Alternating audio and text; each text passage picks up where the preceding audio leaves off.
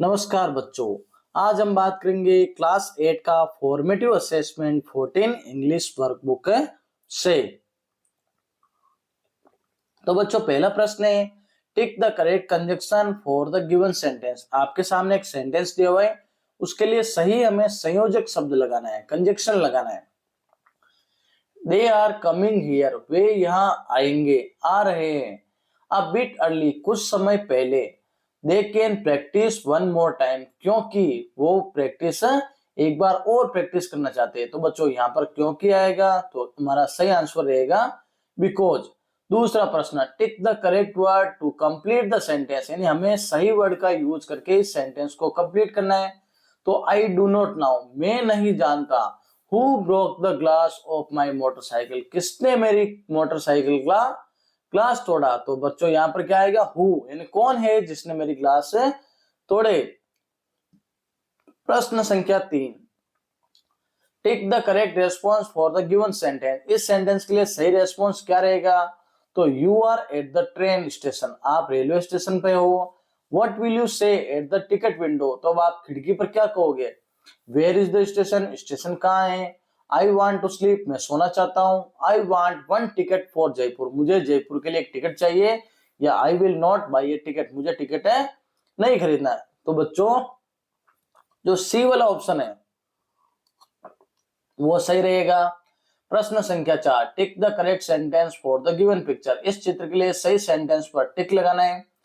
तो बच्चों देखो, इसमें महिलाएं दिख रही है और एक बीच में बच्चा दिख रहा है, तो क्या रहेगा option? Two women are fighting over the child, इन दो महिलाएं एक बच्चे पर लड़ाई कर रही है। अब देखो बच्चों, पांचवा प्रश्न क्या है?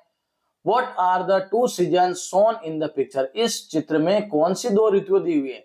तो बच्चों देखो, पहले चित्र में एक जो लड़के हैं वो छाता लेकर जा रहे हैं, तो क्या है बच्चों? It is A rainy season, ये बारिश के सीजन है। और रेनी सीजन नीड अम्ब्रेला, और बरसात के सीजन में हमें क्या चाहिए होता है? अम्ब्रेला चाहिए। दूसरे चित्र में देखो, एक व्यक्ति जो छाता लेके चल रहा है और गर्मी पड़ रही है, तो it is a summer season, ये गर्मी का सीजन है। तो summer season need more water to drink, यानी हमें गर्मी के सीजन में ज्यादा पानी पीना चाहिए। तो बच्चों प्रश्न संख्या 6 क्या कह रहा है? What is the man in yellow shirt doing in the picture 1 and Y. इन जो पीले कलर के शर्ट में जो आदमी है पिक्चर 1 में, पहले चित्र में, तो वो क्या कर रहा है? तो बच्चों ही वाज कैरिंग, यानी वो ले जा रहा है एन अम्ब्रेला, एक अम्ब्रेला। तो गॉड टर्न अपसाइड डाउन, जो उल्टा हो गया है, बाय द विंड, हवा के कारण। ट्राइंग टू स्ट्रेटन इट, और उसको सीधा करने का प्रयास कर रहा है। अब देखो 7वां प्रश्न बच्चों, given below is a short story for you. आपके सामने एक छोटी सी कहानी है। Extend the story with your imagination, आप अपनी इमेजिनेशन से स्टोरी को आगे बढ़ाइए। It was a rainy Monday, एक बार एक बारिश वाला सोमवार था, सोमवार की सुबह थी। I woke up to go to school, go to my school, मैं उठा मेरे स्कूल जाने के लिए। I went and took a bath, मैं गया और मैंने स्नान किया। I saw that my uniform was not there in the room, मैंने देखा कि मेरी जो यूनिफॉर्म है ना बच्चों स्कूल की, वो मेरे कमरे में नहीं है। आई आस्क्ड माई फादर, मैंने अपने पिताजी से पूछा, वेयर इज माई यूनिफॉर्म, मेरी यूनिफॉर्म कहाँ है? He said, उन्होंने कहा, it was drying outside yesterday, अरे ये कल तो घर के बाहर सूख रही थी। I ran outside and saw, मैंने बाहर जाके देखा, तो देखा क्या था? There was no uniform, तो वहां पे मेरी यूनिफॉर्म नहीं थी।